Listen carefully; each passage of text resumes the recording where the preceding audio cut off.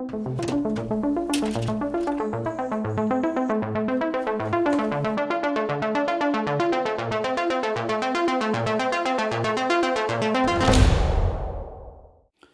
what's going on, guys? It's James here. Today we're going to be making a patch that's kind of a retro, plucky style synth that can be used for a lot of different sounds. So it's got a little bit of a distortion with the white noise.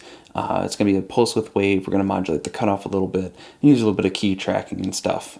So I hope you guys enjoy, but without further ado, let's get started.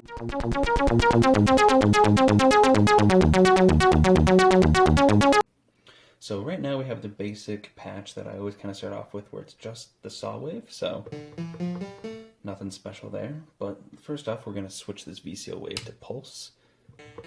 So we can put the pulse width, so just to hear it. So that's the pulse wave. But we're going to turn that to about between 60 and 70 degrees there, right about there.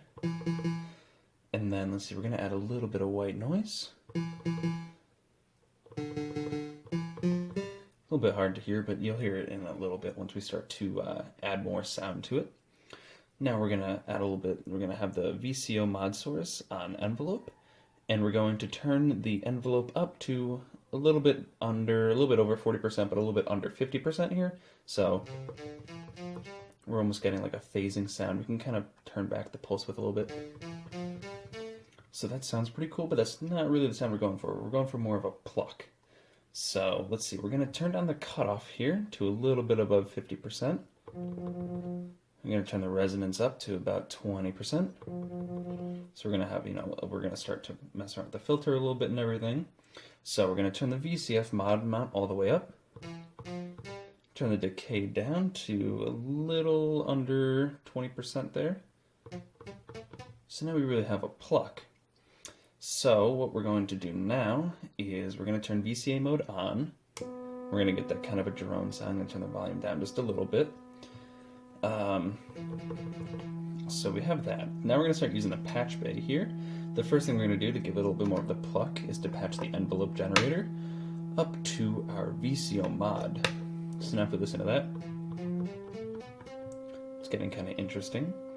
Then we're going to patch our keyboard out to the mix 2, and then we're going to patch the output of our VC mix, which is now being going between ground and our keyboard. We're going to patch the VC mix of that out to our VCF cutoff, which is going to give us control over essentially the amount of key tracking that we want on our sound. So key tracking essentially is the higher up the keyboard you go, the more voltage is being outputted, and you can use that to essentially open up the filter more. So higher notes will have a lot more higher frequencies to them, while lower bass notes will have a lot more cutoff affected to them. So if you listen to that here, so that's, there's a little bit of cutoff there. If we go down lower, you can hear there's a lot more cutoff. And if we go up higher, then there's not as much cutoff, and you can change that with this here. So if you want more of that key tracking, you can turn this VC mix around and get a little bit more of that effect. So now what I'm going to do is I'm going to start a sequence, and we're going to start messing around with some of the sound here. So if I start the sequence here, so this is just being sequenced with Ableton Live right now, and we can start to mess around with some of the pulse.